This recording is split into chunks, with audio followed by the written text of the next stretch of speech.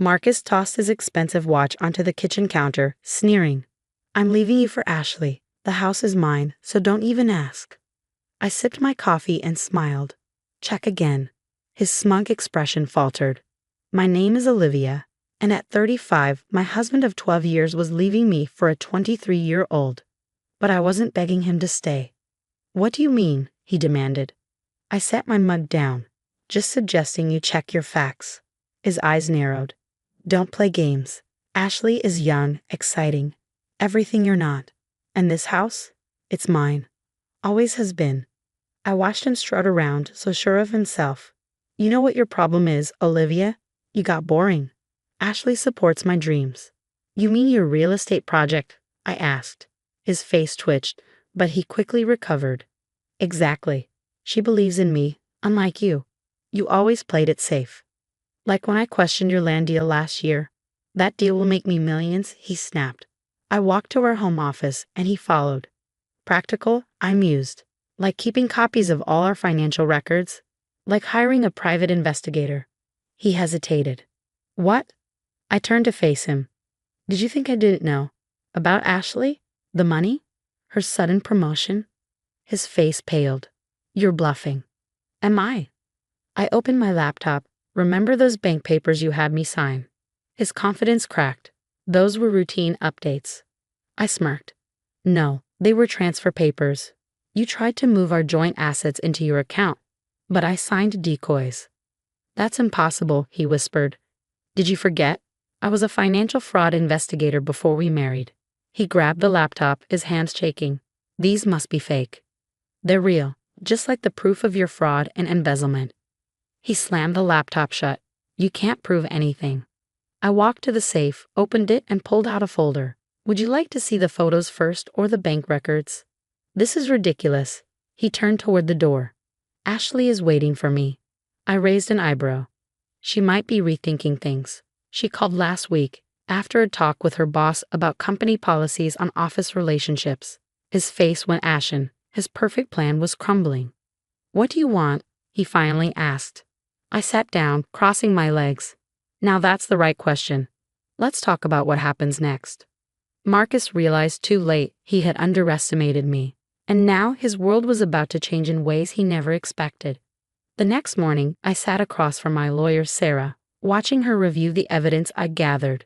Her office was quiet except for the occasional rustle of papers and her soft whistles of appreciation. This is incredible, Olivia, she said, looking up from the documents. You've built an airtight case. The financial records, the surveillance photos, the witness statements from his coworkers, it's all here. I nodded, thinking about Marcus's face when he'd slunk out of the house last night, tail between his legs. He tried calling Ashley immediately, but her phone went straight to voicemail. Apparently, the anonymous tip about her involvement in financial irregularities had already reached her supervisor. What happened after you confronted him? Sarah asked, organizing the papers into neat piles. He tried to backtrack, of course. Claimed it was all a misunderstanding, that Ashley meant nothing to him. I smiled, remembering his desperate attempts to regain control of the situation.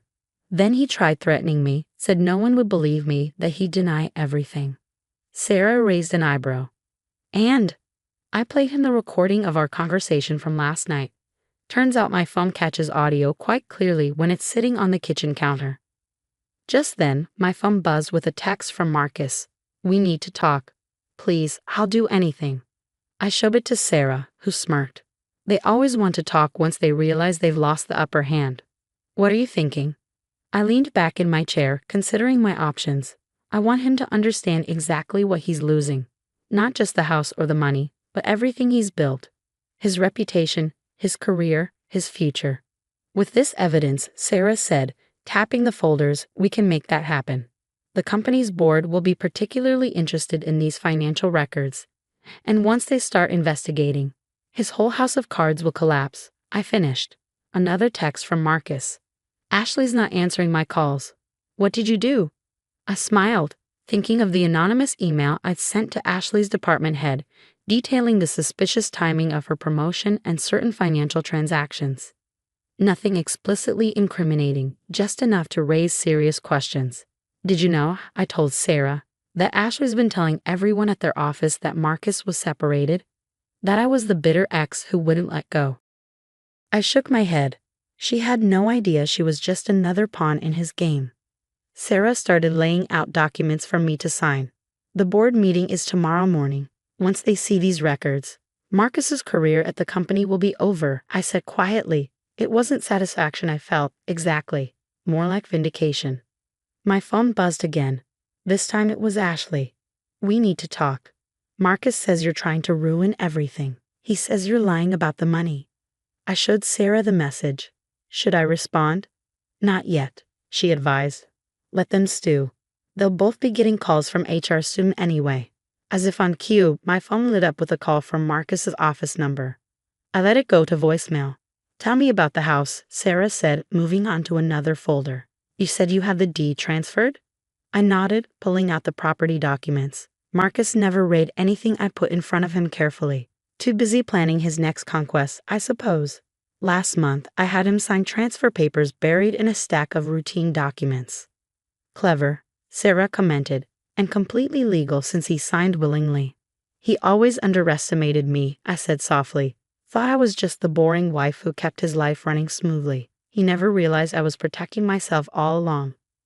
My phone buzzed with another message from Marcus. The board wants to see me tomorrow morning. What have you done? Sarah watched me read the message. Are you sure you want to go through with this? We can negotiate a quieter settlement. I thought about all the nights I'd spent alone while Marcus was with Ashley, all the times he dismissed my concerns about his risky financial decisions, all the years he'd taken me for granted. No, I said firmly, he needs to face the consequences of his actions. All of them. Just then, an email notification popped up on my phone from Ashley's work account. I just got called into HR. They're asking questions about my promotion. Please tell me you didn't send them anything. Marcus says you're trying to destroy us. Destroy them? I showed Sarah the email. They did that to themselves. Sarah gathered the documents into her briefcase. The board meeting is at 9 a.m. tomorrow. Are you ready for what comes next? I thought about Marcus's face when he realized how thoroughly I'd documented everything. The panic in his eyes when he understood that his perfect plan was falling apart. More than ready, I replied. They never saw me coming because they never really saw me at all. Tomorrow, that changes. As I left Sarah's office, my phone lit up with messages from both Marcus and Ashley, each more desperate than the last. They were finally realizing that their actions had consequences, that the comfortable life they'd planned together was crumbling. I drove home to our house, my house now, and walked through the rooms that held so many memories. Marcus had always treated our marriage like a convenience, something he could discard when something better came along.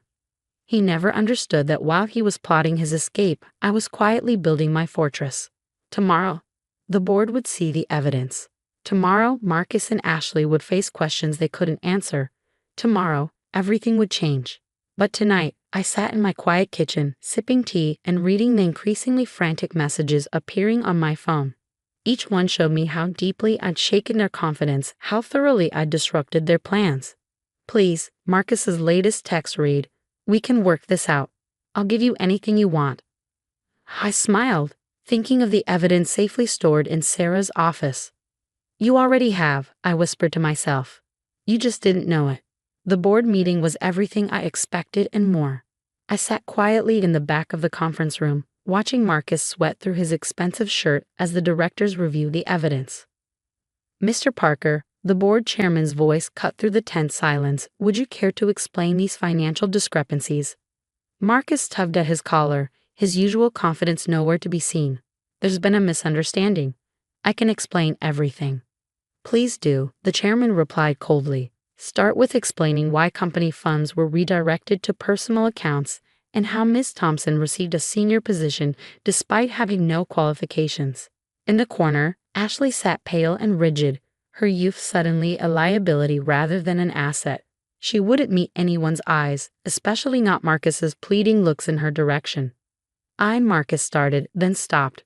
For the first time in our marriage, he was speechless. The evidence spoke for itself. Unauthorized transfers, fabricated reports, and a clear pattern of financial manipulation. Every document was meticulously organized, every transaction traced to its source. Given the severity of these allegations, the chairman continued, the board has no choice but to terminate your employment effectively immediately. Ms. Thompson, the same applies to you. Ashley burst into tears. Marcus just sat there, staring at the table as his carefully constructed world crumbled around him. After the meeting, I found him sitting alone in the lobby, head in his hands. He looked up as I approached, his face a mask of defeat. Why? He asked hoarsely. Why did you do this? I didn't do this, Marcus. You did. Every choice, every lie, every betrayal, those were all yours. I just made sure you couldn't hide them anymore. He stood up, desperation in his eyes. The house, we can still work something out. I'll sign whatever you want. The house is already mine, I reminded him, and there's nothing left to work out. Olivia, please, he grabbed my arm. I've lost everything.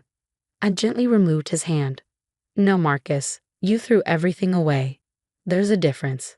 As if on cue, Ashley stormed past us, mascara streaking her face. You ruined everything, she shouted at Marcus. You said you had it all under control. I watched their final argument unfold in the corporate lobby, neither of them even noticing me slip away. Outside, Sarah was waiting by her car. How did it go? She asked, though her smile suggested she already knew. Exactly as expected, I replied. The board found everything they needed in those files. And Marcus, currently discovering that his young girlfriend isn't interested in an unemployed, disgraced ex-executive. Sarah laughed. What's next for you?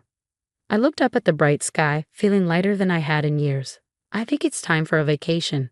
The house has a beautiful view, perfect for watching sunsets and planning new beginnings.